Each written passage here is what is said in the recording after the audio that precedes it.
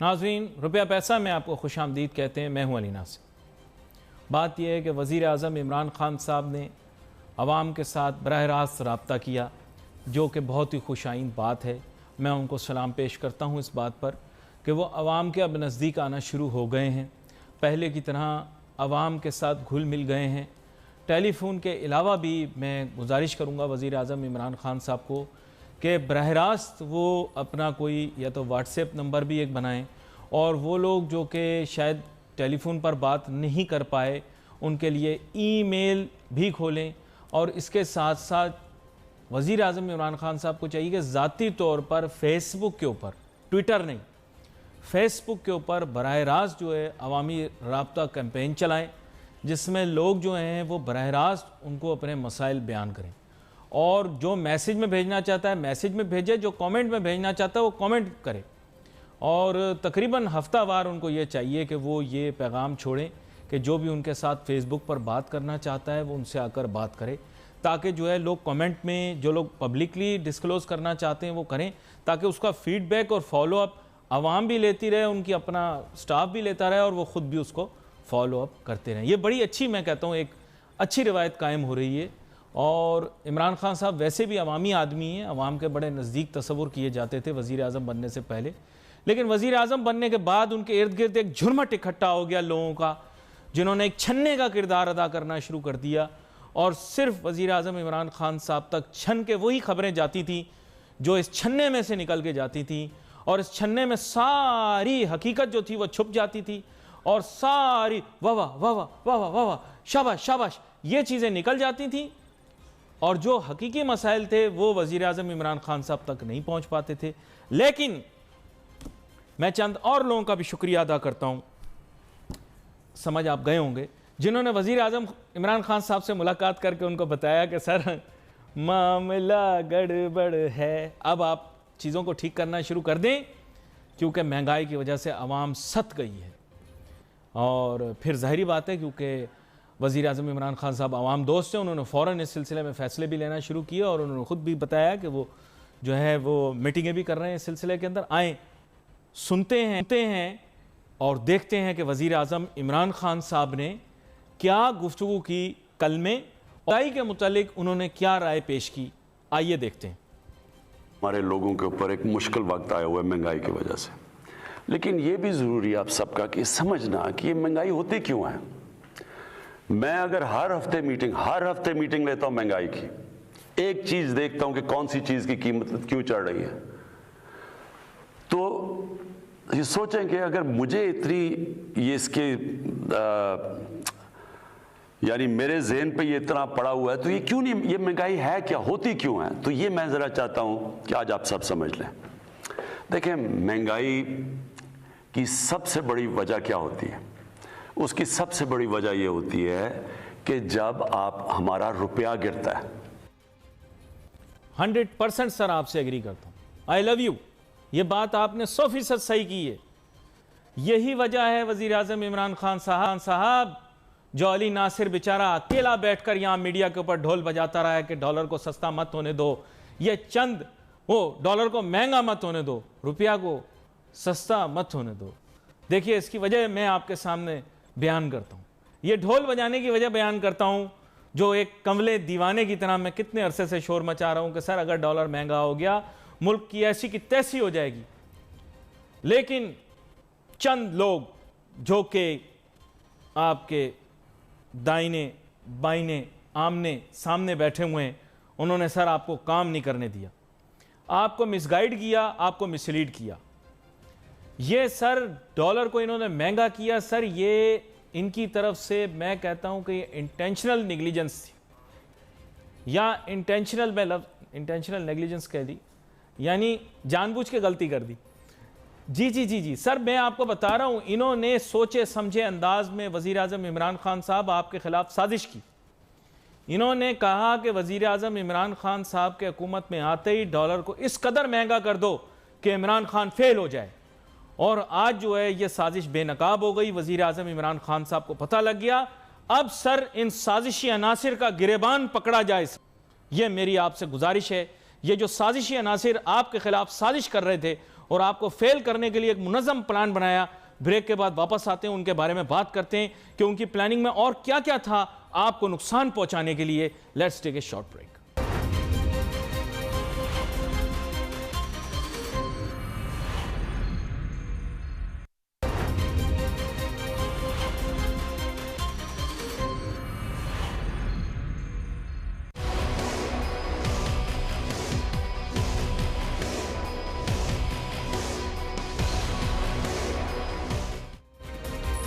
आज उन साजिशी अनासिर को हम कोशिश कर रहे हैं कि बेनकाब करें।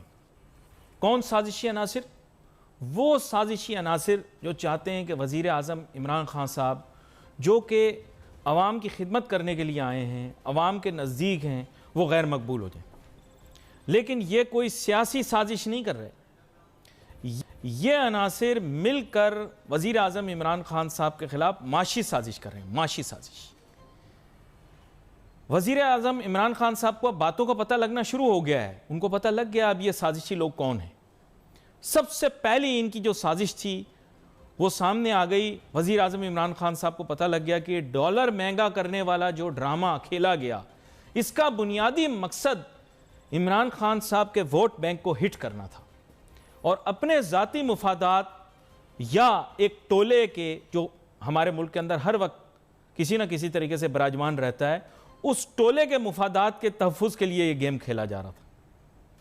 ये वो so called अशराफिया, so called mafias हैं जो कि कोशिश कर रहे थे कि वज़ीर आज़म इमरान खान साहब को ये तासुर दें कि डॉलर की कदर बढ़ाने से मुल्क में मामला ठीक हो जाएंगे। ये एक टोला था पूरा। इन्होंने गैंग बनाया, गैंग। उस गैंग को बनाकर इन्होंने इर्द गिर्द वज़ीर आज़म इमरान खान साहब के जमा होकर ये बातें करना शुरू कर दी कि सर डॉलर को महंगा कर देते हैं, इससे मुल्क की मईशत ठीक हो जाएगी। हम पर बैनुल अक़वामी इदारों का दबाव है, ठीक है ना। मासूम मासूम बच्चे बन के ना जू जू जू जू जू जू जू जू सर नवाज शरीफ बड़ा ख़राब था, नवाज शरीफ बड़ा ये था, नवाज शरीफ ने डॉलर को कम रखा हुआ था। ये ड्रामा करके उन्होंने किसी ना किसी तरीके से उस लॉबी ने डॉलर की कदर को बढ़वा दिया। अब जब डॉलर की कदर बढ़ गई तो चीज़ें महंगी हो गई। महंगी हो जाने की वजह से वज़ीर आज़म इमरान खान साहब की हुकूमत की गैर मकबूलियत में इजाफा हुआ। आगाज़ में मकबूल अभी भी हैं वज़ीर आज़म इमरान खान साहब, ऐसी बात नहीं है, मशहूर भी हैं, मकबूल भी हैं, लोग उनको बहुत प्यार करते हैं, मोहब्बत करते हैं। लेकिन ये एक ट्रिक थी और इस ट्रिक का असर 1 साल में नहीं, 1.5 साल में नहीं, 2 साल में आया और ऐसा नाकाबिल तलाफी पाकिस्तान की मईशत को नुकसान पहुंचा दिया कि अब उसका रिवर्सल नहीं हो सकता।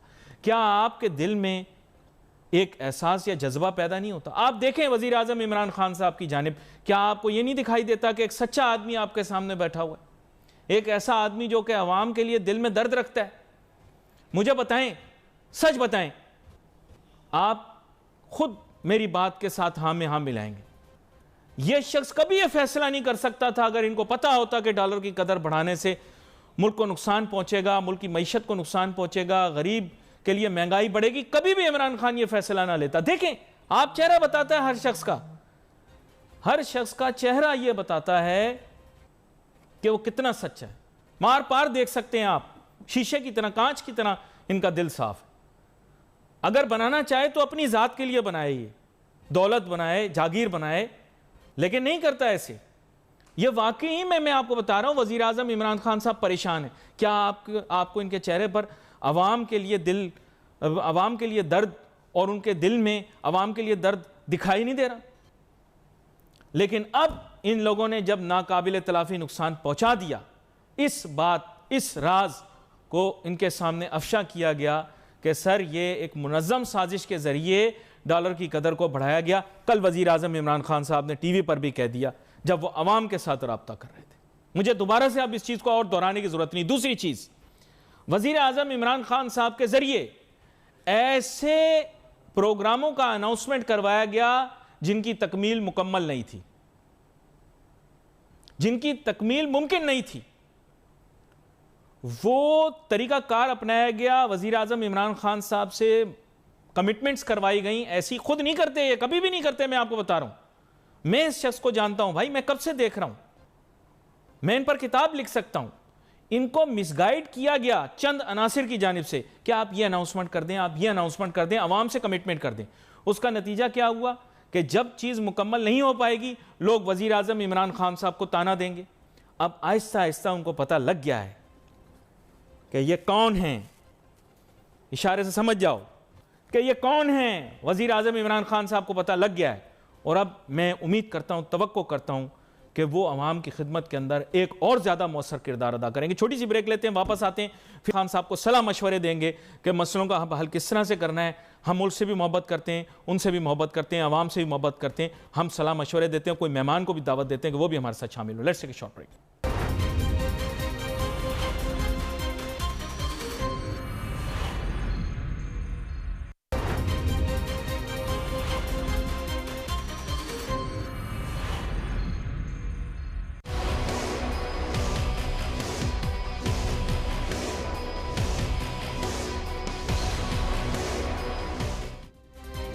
नाज़रीन, welcome back after the break. अब हमें ज्वाइन करेंगे जनाब अहमद चुनाई साहब, जिनके साथ इसी मौजू पर बात करेंगे कि वज़ीर आज़म इमरान खान साहब को इस चीज़ का अंदाज़ा भी हो गया है कि डॉलर की कदर में इजाफे की वजह से महंगाई में इजाफा हुआ है, और चंद लोगों ने शायद आगाज़ में वज़ीर आज़म इमरान खान साहब, जो कि अवाम में बेइंतहा मकबूल हैं, उनकी मकबूलियत को ठेस पहुँचाने के लिए उनसे किसी न किसी तरीके से डॉलर में या डॉलर की कदर में इजाफा करने पर उनको किसी ना किसी तरीके से बात मनवा ली।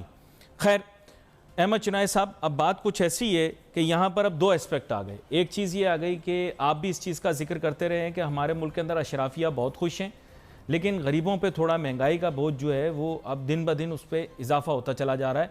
तो इस इशू को हाईलाइट करने पर थोड़ा सा तज्जिया पेश करें। बिस्मिल्लाहिर्रहमानिर्रहीम। देखिए, सबसे पहले तो बात यह है कि पाकिस्तान का जो डॉलर रुपया है वो डॉलर के मुकाबले में बुरी तरह डिवैल्यू हुआ, और हम 104 की सतह से बुलंद होकर 164-68 पर आ गए, जो अब दोबारा 160 की हमरीज में है। मैंने कई बार आपके प्रोग्राम में ये कहा है कि हमारी जो एक्चुअल वैल्यू है वो 128-30 के ऊपर नहीं है, और हमने इसको बहुत ज़्यादा डिवैल्यू कर दिया है। रिजल्टेंट फैक्टर ये हुआ कि पाकिस्तान की जो इकोनॉमी ज़्यादातर इम्पोर्ट बेस्ड है, उसमें इनपुट जो है वो महंगा हो गया। जाहिर है, जब इनपुट महंगा होगा तो हमारे पास रोज़मर्रा की अशिया जो हैं वो भी महंगी होंगी। इसमें हमारे सबसे बड़ा जो हेवी रिलायंस है, जो 65% के ऊपर है, वो फ्यूल और उसकी रिलेटेड प्रोडक्ट्स है, और जब वो महंगी हो जाती हैं तो पूरे मुल्क जो है वो महंगाई का शिकार हो जाता है, चाहे वो एग्रीकल्चरल प्रोडक्ट्स हों, चाहे वो रिटेबल कंज्यूमर प्रोडक्ट्स हों, चाहे वो कोई इंडस्ट्रियल प्रोडक्ट्स हों। तो ये सारा जो है वो ट्रिकल डाउन इफेक्ट है जो आ रहा है।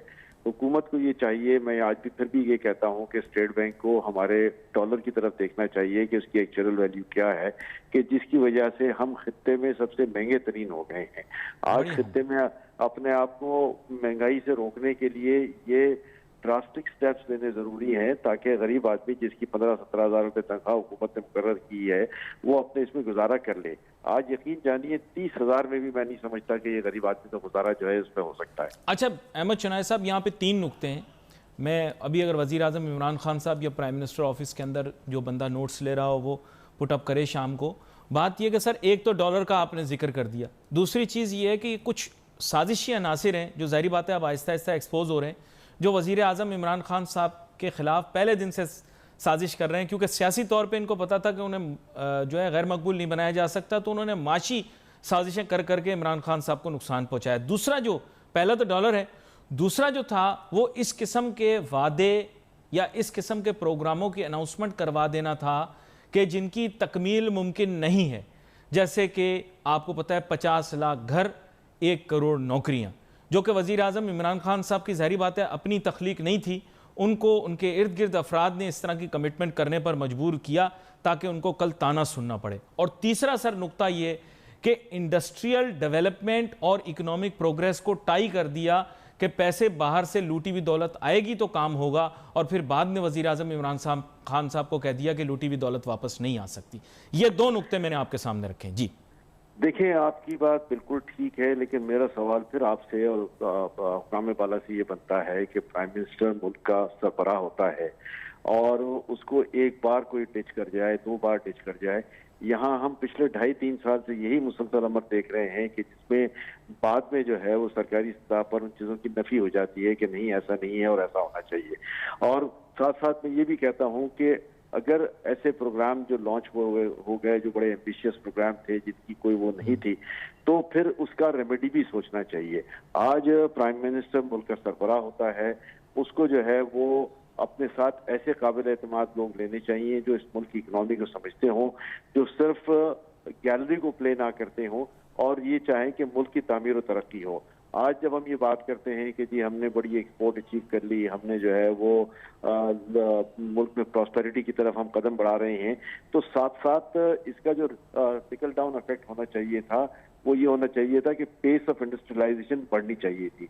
हमारी जीडीपी ग्रोथ जो है वो जैसे इंडिया की प्रोडिक्ट की जाती है 11-12%, वैसे पाकिस्तान की होनी चाहिए थी। पाकिस्तान लेकिन अहमद चिनाई साहब, आपको पता है कि मैं वज़ीर आज़म इमरान खान साहब जब क्रिकेटर थे तब से उनके मुतालिक मैं मुताला भी कर रहा हूँ, पहले मैं क्रिकेट सहाफ़ी भी था, तो मैं बुनियादी तौर पर यह कह रहा हूँ कि उनके इर्द गिर्द ऐसे लोग आ गए हैं जो कि बुनियादी तौर पर क्या कर रहे हैं, एक छन्ने का किरदार अदा कर रहे हैं, और ये झुरमट उनके पास सही इंफॉर्मेशन आने नहीं दे रहा, फिर उनको दूसरों पे रिलाई करना पड़ता है। फिर जब एक्सटर्नल सोर्सेज ऑफ इंफॉर्मेशन उनको यही बात बताते हैं जो आप बता रहे हैं, तो फिर वो अमल करते हैं। देखें, he is a trusting person. काम तब तक नहीं हो सकता जब तक आप इस पर ट्रस्ट ना करें। क्या कहते हैं आप?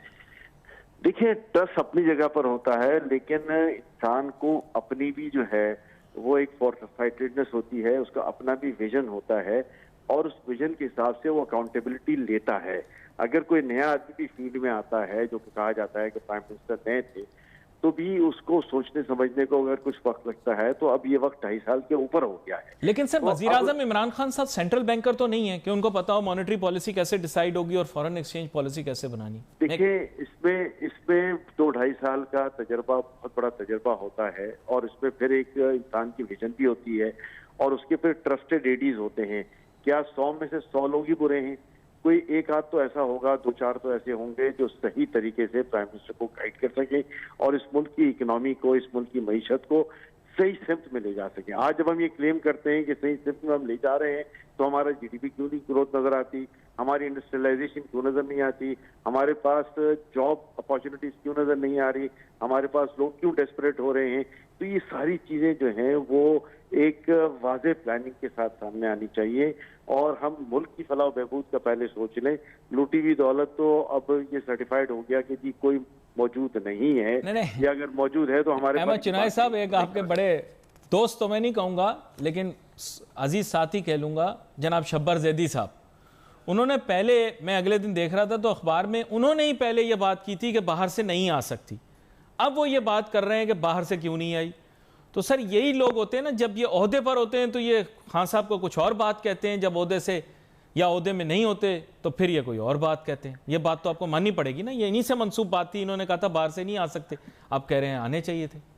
देखिए, मैं शब्बर जैदी साहब की इस बात पे कोई कमेंट इसलिए नहीं करता कि शब्बर साहब एक मुस्तनद माहिर मईशत भी हैं, फाइनेंस के आदमी भी हैं, FBR के चेयरमैन भी रह चुके हैं, लेकिन किसी भी नामसाइल हालात के बावजूद, हालात के बिना पर जो है वो उन्हें ये ओहदा भी छोड़ना पड़ा और अब ये बातें कर रहे हैं। हम फिर ये कहते हैं, बिल्कुल आपने सही कहा कि जब ये ओहदे पे थे उस वक्त ये बातें क्यों नहीं करते थे, आज ये बातें सर पैनिक क्रिएट हो रहा है ना अवाम में, वो रोज नया शोशा छोड़ रहे हैं अपने ट्विटर के ऊपर, पैनिक क्रिएट हो रहा है अवाम के अंदर। अब उन्होंने एक नया शोशा छोड़ दिया है कि अब इसके माने ये लोगों ने जिन्होंने कैश रखा हुआ वो परेशान हो गए, तो ये अभी क्यों शोशे छोड़ रहे हैं भाई? लोग परेशान हो रहे हैं पाकिस्तान में।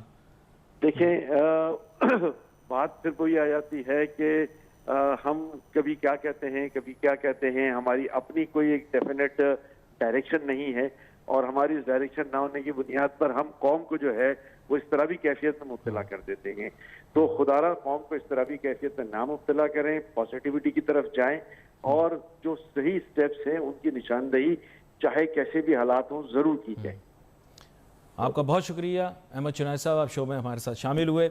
मैं गुज़ार शब्बर जैदी साहब से कि सर, हम दावत देते हैं आपको कि आप इस प्लेटफॉर्म पर आएँ और आकर बैठें, अपनी बात करें, लेकिन मैं आपको बता दूं कि प्रोग्राम रुपया पैसा के अंदर हम आपसे ऐसे सवाल नहीं करेंगे कि जो फूल की पत्तियों की बारिश की तरह होंगे। मैं तो आपसे बहुत ऑब्जेक्टिव और सिंपल क्वेश्चंस पूछूंगा मुश्किल सवाल नहीं पूछूंगा, बहुत ऑब्जेक्टिव और सिंपल क्वेश्चंस पूछूंगा। सबसे पहले आपसे पूछूंगा कि इंडिविजुअल इनकम टैक्स कलेक्ट करने पर एफबीआर की इतनी ज़्यादा रिसोर्सेज मामूर क्यों की। दूसरा सवाल मैं आपसे ये पूछूंगा कि जब डॉलर की कदर बढ़ रही थी, आप भी माहिर इक्तिसादियात हैं, पाकिस्तान के मारूफ माहिर इक्तिसादियात हैं, यानी एक आपका एक नाम है, एक मयार है, तो आपने वज़ीर आज़म इमरान खान साहब को क्या गाइडेंस दी? क्योंकि आप एक समत को संभाल रहे थे, आपको पता था इस समत को अगर मैं पूरा ना कर सका तो कम से कम उस समत को कोई संभाल ले। और तीसरी बात मैं पूछना चाहूँगा कि सर एसएमईज़ को फ़रोग देने के लिए बुनियादी तौर पे वर्किंग करनी थी, छोटे बिजनेसेस को बूस्ट देना था, डोमेस्टिक इकोनॉमी को बढ़ाना था, क्या एक्सेसिव मेजर्स लेना? एक्सेसिव के माने ये नहीं है कि आपने को बहुत सख्त किस्म के मेजर्स लिए, लेकिन इकोनॉमी में हर चीज़ पहले डाइजेस्ट करनी पड़ती है, और वो डाइजेशन जो थी ना वो आपने सही से नहीं होने दी। उसके बारे में आपसे सवाल करेंगे, कोई आपसे सख्त बात नहीं करेंगे। आप परेशान हो रहे हैं, मैं देखिए मेरा स्टाइल ही यही है, मैं तो सवाल करने बैठा हूँ ना यहाँ पे। बाकी ये है कि मीडिया के लोग, मेरे जैसे एंकर, जब किसी पर एक उंगली उठाते हैं तो चार अपनी समत में भी होती है। तो मैं भी ये जानता हूँ कि जब हम ये क्वेश्चंस पूछेंगे तो हमें वे अप करके आपके सामने पेश करना पड़ेगा कि भाई हमारा वजन हमारी आर्गूमेंट का ज़्यादा है या आपका। यहाँ पर भी wait for your messages on Facebook. Ali Nasir हमारी टीम को इजाज़त दीजिए। अल्लाह हाफ़िज़।